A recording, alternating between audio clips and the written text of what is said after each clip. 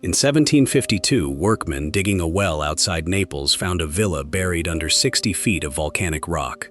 Inside one room, they found what looked like lumps of charcoal stacked on shelves. They were using them as torches to light the tunnels. It took 18 years before someone realized those weren't logs. They were scrolls, papyrus scrolls, 1,700 of them, carbonized by the eruption of Mount Vesuvius in 79 AD, the same eruption that destroyed Pompeii. For 2 centuries, anyone who tried to unroll one turned it to ash. The text was locked inside, readable but untouchable, because opening the scroll destroyed it. Until 2023, when an AI trained on CT scans did what no human hand could, it read the inside of a scroll that had never been opened. And one of the texts it recovered wasn't supposed to exist. The villa wasn't just any house. It's called the Villa of the Papyri, and it belonged to Lucius Calpurnius Piso Caesoninus, Julius Caesar's father-in-law. The library inside held the largest collection of philosophical texts from the ancient world ever found in one place. Most of them are works by Philodemus of Gadara, an Epicurean philosopher.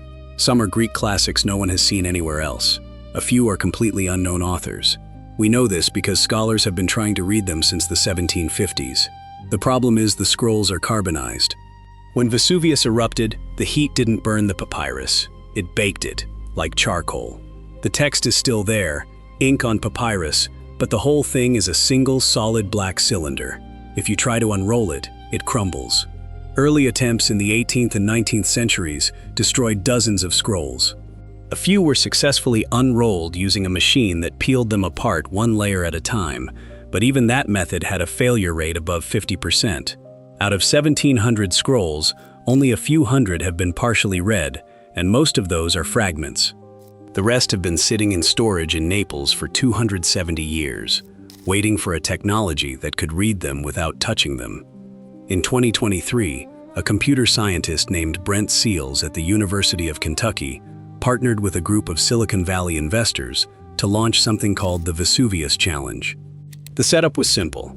They CT scanned several unopened scrolls at extremely high resolution, posted the scans online, and offered prize money to anyone who could build an AI that could read the text inside without unrolling the scroll.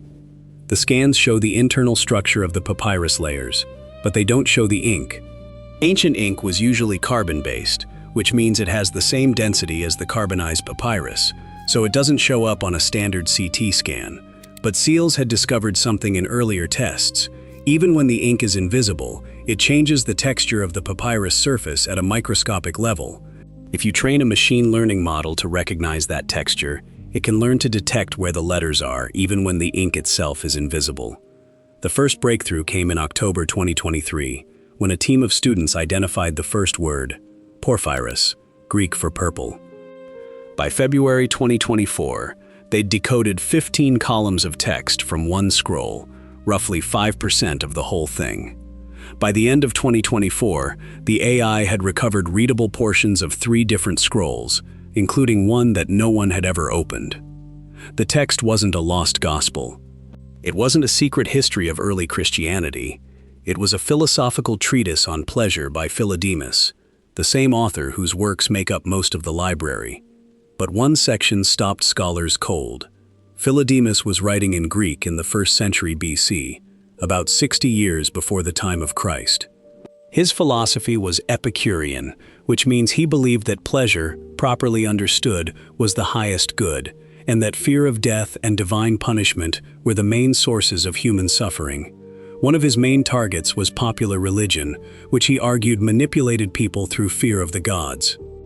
In the newly recovered section, Philodemus describes a common religious practice of his time, ritual washing for purification. He's critical of it.